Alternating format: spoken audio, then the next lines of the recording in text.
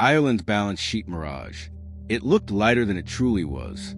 Cleaned, simplified, and praised for its recovery, Ireland's balance sheet appeared to tell a story of discipline rewarded.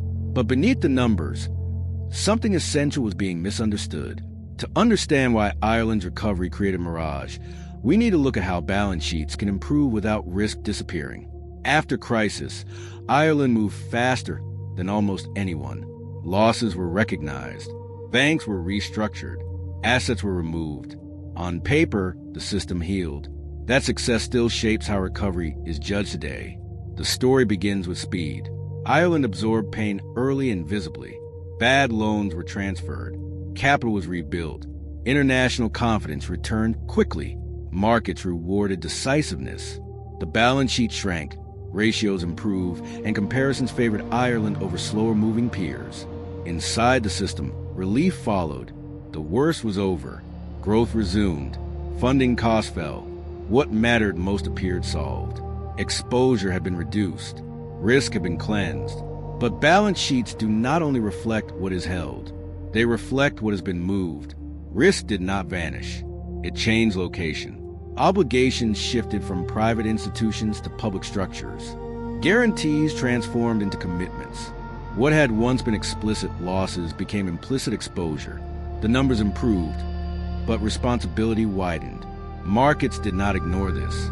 They priced Ireland generously because they believed the state could manage what it had absorbed. Confidence rested not on absence of risk, but on belief in capacity. The distinction was subtle, but critical. The Mirage formed because accounting clarity masked economic reality. Balance sheets told the truth they were designed to tell, but not the whole story. Recovery was real. Vulnerability was quieter. Ireland had not hidden its debt. It had redistributed it. And redistribution, when misunderstood, can feel like resolution. The balance sheet Mirage did not mean Ireland was fragile again. It meant that strength depended on conditions remaining favorable. And that dependence was less visible than the crisis that preceded it. Because when recovery moves faster than understanding, numbers can reassure long before risk has truly settled. The Mirage held because outcomes kept confirming it. Growth returned steadily. Employment improved. Revenue stabilized. Each positive indicator reinforced the belief that risk had been resolved rather than relocated.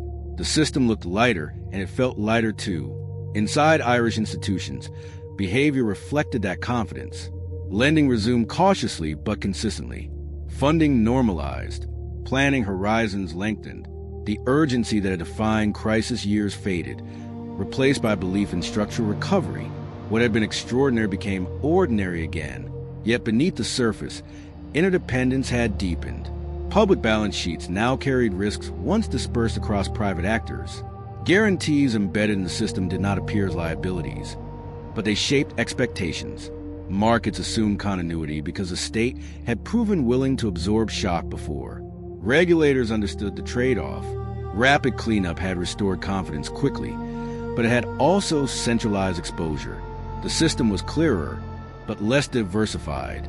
Risk had become easier to see and harder to distribute. Stability depended increasingly on the state's capacity rather than on private buffers. International observers praised the model. Speed was held up as virtue. Decisive action became the benchmark. Few asked what followed once cleanup was complete. Fewer still asked how relocated risk would behave under new pressure. The Mirage persisted because nothing challenged it directly. No shock tested the new structure. No downer enforced recalibration. Without friction, belief hardened. Recovery was not questioned. It was assumed. What made this dangerous was not excess. It was alignment. Confidence rested on the same assumption everywhere, that the state could manage whatever remained unseen. As long as that assumption held, calm prevailed. Ireland's balance sheet looked clean because it had done its job. It reflected order. But order does not equal immunity. And when risk moves quietly into shared space, its return is shaped by timing rather than warning. The Mirage was not deception. It was success interpreted too narrowly. And narrow interpretations tend to unravel when conditions change. The tensions surfaced when conditions shifted just enough to test assumptions. Not a crisis, not a collapse, just a tightening that forced markets to reconsider how much flexibility remained in the system. Funding costs edged higher. Growth slowed modestly. What would once have been absorbed quietly now drew attention because the margin for surprise had narrowed. Investors were no longer asking how strong Irish banks were. They were asking how much the state still stood behind them. Inside policy circles, the change was immediately felt. Contingencies that had been theoretical became relevant again. The balance sheet had room, but not infinite room. Every new pressure carried a public dimension because risk was now centralized. Banks adjusted behavior quickly. Liquidity buffers increased. Lending standards tightened, not out of fear, but out of recognition that private space for error was smaller than before. The system had become cleaner and less forgiving. Markets reacted with discrimination rather than alarm. Pricing adjusted. Risk premiums reappeared where assumptions had been smooth. The Mirage began to thin, not because it was false, but because it was incomplete. Regulators face a familiar challenge. Reinforcing confidence risked deepening dependence. Withholding reassurance risked inviting doubt. The path forward required recalibrating belief without destabilizing outcomes. Signals were sent carefully. Language emphasized resilience, but also limits. Responsibility was reframed as shared rather than centralized. The message was subtle but deliberate. Recovery had succeeded, but it had not erased constraint.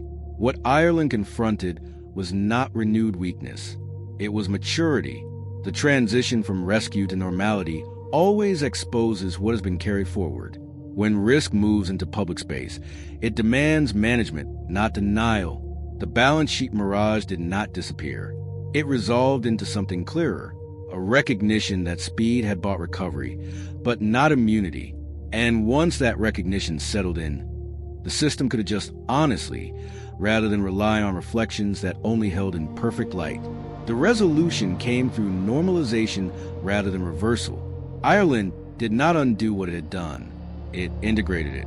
Risk that had been centralized was gradually redispersed through stronger institutions, clearer pricing, and firmer boundaries around public responsibility.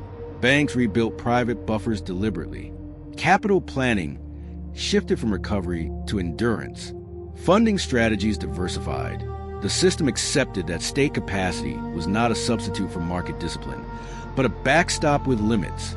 That distinction mattered. Markets adjusted with maturity. Confidence remained, but it was no longer unconditional. Pricing reflected structure rather than assumption. The calm that followed was quieter, less exuberant, but more stable. The Mirage had thinned into something closer to reality.